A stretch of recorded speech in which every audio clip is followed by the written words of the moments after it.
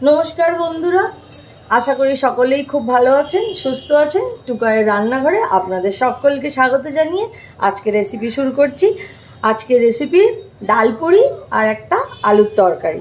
তো আমি এখন ডালপুরির পুরটা বানাবো, যার জন্য আমি গ্যাসটা জ্বালিয়ে ফ্রাইং প্যানটা বসিয়েছি আর দিয়ে দিচ্ছি 2 চামচের মতো জিরা, গোটা জিরা দিলাম, আর দিয়ে দিলাম 3টে শুকনো লঙ্কা।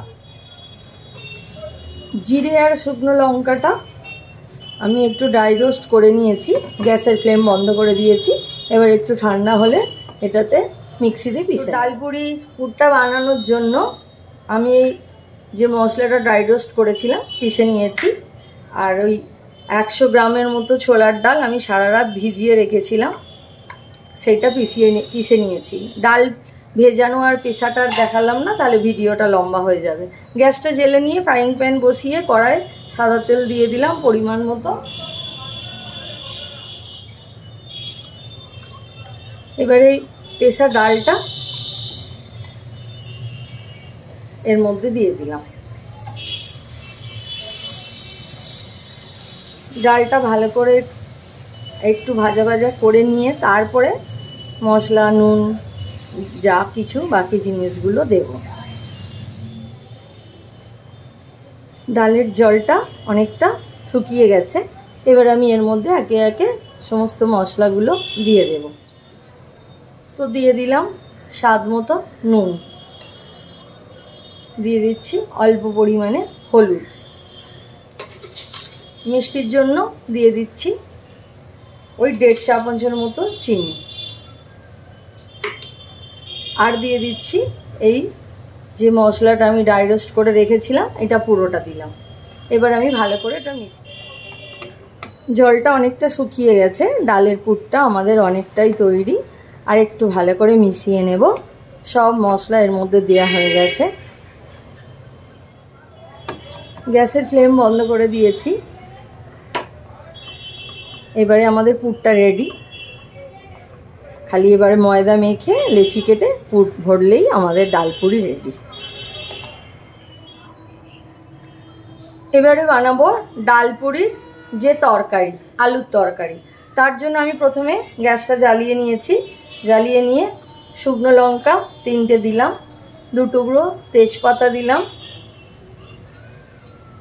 1টা এলাচ, 2টো লবঙ্গ, 2টো দারুচিনির টুকরো দিলাম,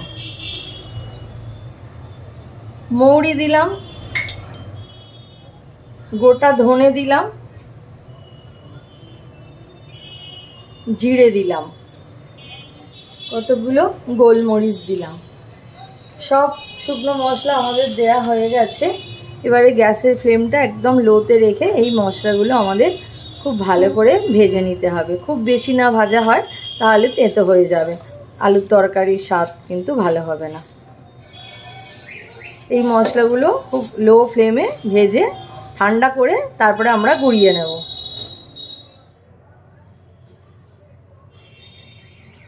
আলুর তরকারিটা এবার বানিয়ে নেব। ডালপুরি তো হয়ে গেছে, আমি দিয়ে দিচ্ছি সাদা তেল। আপনারা চাইলে সরষের তেলও নিতে পারেন। গরম হয়ে গেছে, আমি একে একে ফোড়নগুলো দিয়ে দিচ্ছি। দিয়ে দিচ্ছি জিরে, শুকনো লঙ্কা, 2টো টুকরো করে রাখা তেজপাতা। ফোড়নটা হয়ে গেছে। আমি 3টে মাঝারি সাইজের আলু সিদ্ধ করে এরকম ভেঙে নিয়েছিলাম। 3টে মাঝারি সাইজের আলু সিদ্ধ করে ভেঙে নিয়েছিলাম, যেটা আমি এখন ফ্রাইং প্যানে দিয়ে দিলাম। দিয়ে একটু নাড়াচাড়া করছি। এই আলুর তরকারিটা করতে বেশিক্ষণ সময় লাগে না, খেতে হয় একেবারে দোকানের মতো। একবার বানিয়ে দেখবেন, ডালপুরির সাথে, লুচি পরোটার সাথে খেতেও খুব ভালো লাগবে। দিয়ে দিচ্ছি স্বাদ মতো নুন, আর দিয়ে দিচ্ছি যে রোস্ট করে আমি মশলাটা বানিয়ে রেখেছিলাম, সেটা পিষে নিয়েছি, সেই মশলার অর্ধেকটা দিলাম।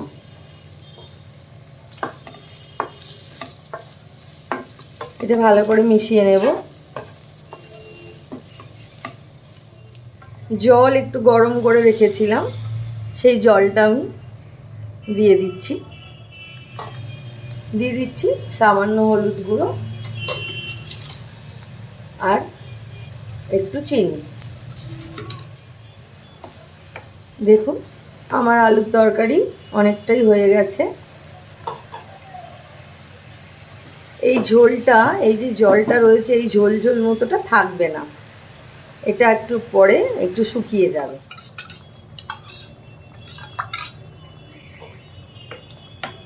এই যে এইরকম হয়েছে, এটা হয়ে গেছে।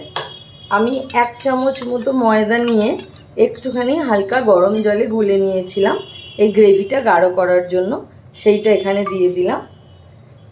এটা অপশনাল, আপনারা না চাইলে নাও দিতে পারেন, কিন্তু দিলে তরকারির গ্রেভিটা একটু ভালো হবে। আর এই গুঁড়ো করা যে মশলাটা বাকি ছিল সেই মশলাটা আমি এখানে দিয়ে দিলাম। দিয়ে সব কটা জিনিস আমি ভালো করে মিশিয়ে নেব। এই দোকানের মতো ডালপুরির সাথে খাওয়ার জন্য আলুর তরকারি আমার রেডি। এইভাবে বানানোর একবার রিকোয়েস্ট রইল। এবারে আমরা ডালপুরিগুলো ভেজে নেব। তো ডালপুরির পুর তো আমাদের রেডি।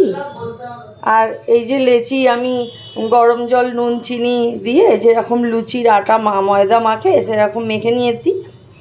পুরটা বেশি ঝুরঝুরো করে নিই, এরকম মুঠো করা গেলে তাহলে আমার ভরতে সুবিধে হবে। এরকম জাস্ট এটা ভরা হয়ে যাবে। বেশি ঝুরঝুরো করে নিলে পুরটা ভরতে অসুবিধে হবে। এই যে এরকমভাবে খোলটা বানিয়ে এই পুরটা এরকম করে নিয়ে পুরটা আমি এর মধ্যে দিয়ে দিলাম। একটু বেশি পুর ভরছি, তাহলে ডালপুরিটা খেতে অনেক ভালো লাগবে। এই যে আমাদের ডালপুরির পুর ভরা হয়ে গেল। একটু তেল মাখিয়ে এই যে হাতে করে একটুখানি চেপে দিয়ে আলতো করে এরকমভাবে আমি ডালপুরিটা বেলে নিচ্ছি।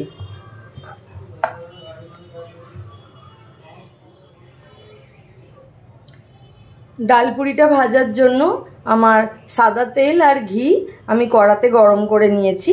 এবারে আমি আমার ডালপুরিগুলো সব বেলে রেডি করে নিয়েছি। এবার আমি একে একে এর মধ্যে এগুলো দিয়ে দেব।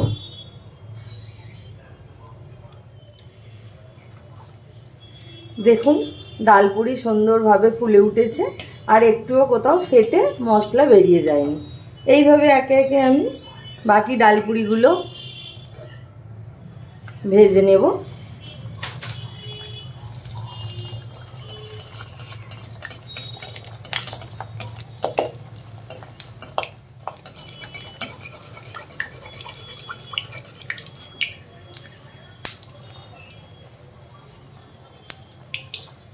খুব সুন্দর করে ফুলে গেছে আর একটুও মশলা কোথাও ফেটে বেরিয়ে যায়নি।